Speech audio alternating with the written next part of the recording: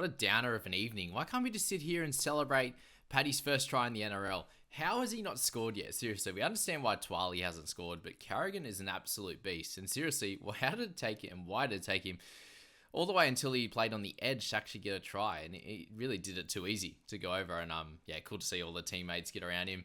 And him score a massive fantasy score as well. But how many was this? Fourth, fifth season now for Paddy? Incredible. But we do have to talk about the shockers, and this might be a very long video because I'm annoyed with the scores, obviously.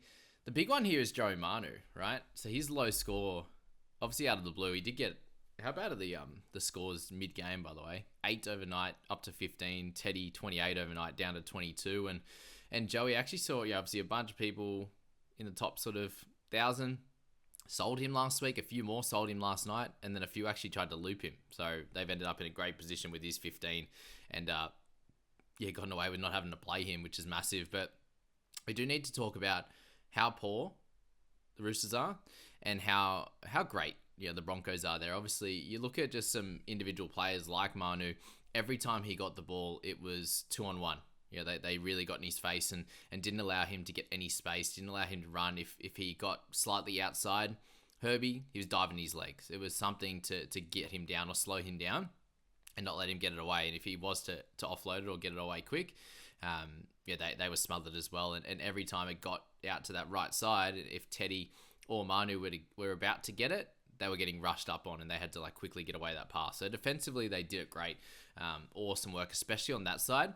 They weren't as good on the left side with Smithy, Billy Smith there, and he actually ended up with a try and just early on, just got a bunch of tackle breaks and a little bit more space than they did on the right hand side. So not great on Joey Manu front. Jake Turpin, the 1 off 5, so 1 in 5 minutes, poor fella. He I think he deserves more than that because he was one of their better players over that period. Correct me if I'm wrong, but he was very, very solid. His service at a dummy half gave them a little bit more space to move, but the team's just an absolute shambles at the moment, unfortunately. I haven't heard, is there many, surely there has to be, lots of my followers that are Roosters fans, surely. Manu is a shocker. Suali'i, anyone who grabbed him to 17, not great. The big thing here, guys, with the Roosters, they will be better next week. They don't have anyone for the rest of the year as good as what the Broncos will be. I think this is similar to, Eels facing the Cowboys last week. Cowboys, Broncos, they're in that top 2, 3, 4 of the best sides in the comp, and they're really going to strangle you defensively and then put on points. This is just how they are. It's just what they are at the moment. And your outside backs aren't going to score as well in that type of game.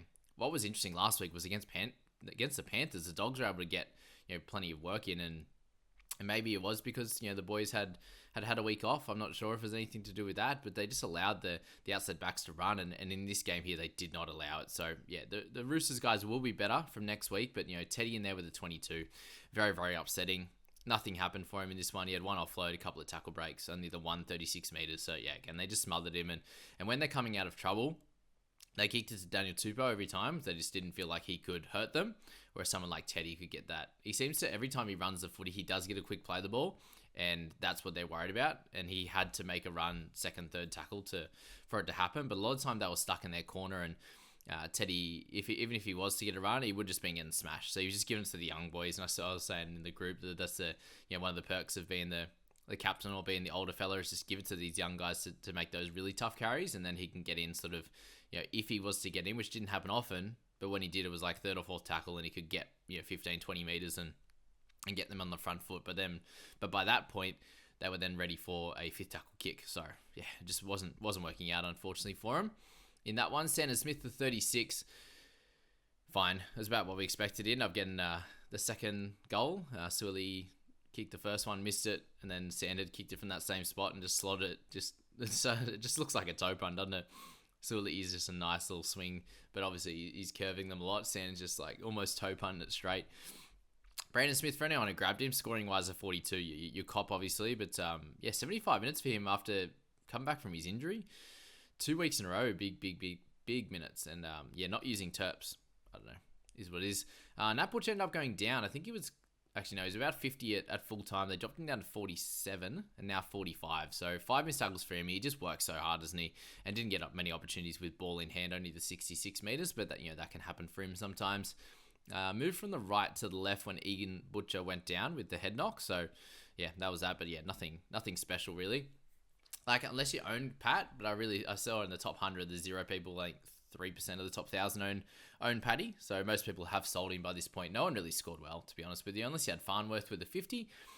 Did the job and scored that early try on Joey and Teddy.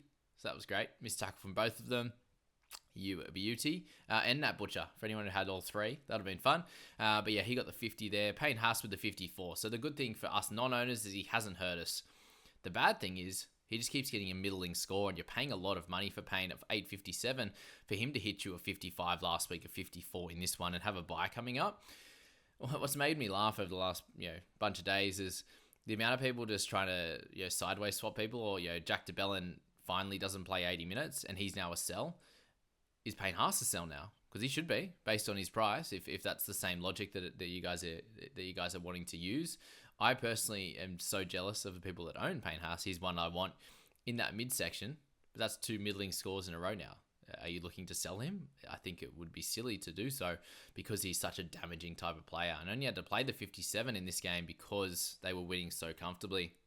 Did come out right at the end. I was like, you watch, he'll pick up all these extra points. He was on 43, had 5 minutes to go and ended up with 54 with an offload there. And a bunch of runs and tackles in that front. So, yeah, Payne, one of those guys that I think he's going to explode at one point here. That's a couple of 50s in a row. Tackles were low in this one. And, 170 meters, 4 tackle breaks, 2 offloads. Just did his thing. He hasn't had any line break assists, hasn't had any try assists or any tries. I still don't know how they don't use him close to the line. It seems so silly why they do not use Payne Haas and Carrigan close to the line. The first time they did it for Carrigan, he went over with ease. So I really hope that they do that for Payne Haas next year when I own him, obviously. But it's weird. Yeah, he gets in a dummy half and goes himself, and he gets through like 4 players. Surely he can get 1-on-1 or 2-on-1 close to the line, just off the right or the left side of the post, and pick out a back rower or even just getting routed out there on a half. Like, why can't they do that? I don't know. But yeah, Paddy with the 70. Reynolds the 52. He was off to a fly. I think he was 39 in like 25 minutes and slowed down. Obviously, Stagsy, the cheaper man at 479 after his massive score last week. He had a good game and obviously got that try near the end. It just shows that, the Roosters are really struggling. And Terrell May, I just want to shout him out. I think he ran really hard and did a good job for the Roosters. But that's our first one, guys. I just wanted to get that out of the way. It wasn't an enjoyable watch, that's for sure, unless you're a Broncos fan. And for all of us that have Teddy and Manu in that one, I had 2 players, lost ranks. It was great. I suppose all the ones that went past me were the guys that had Payne Haas in that one there. Or Butcher, I'd say. So yeah, that's that one. Move on. See you tomorrow.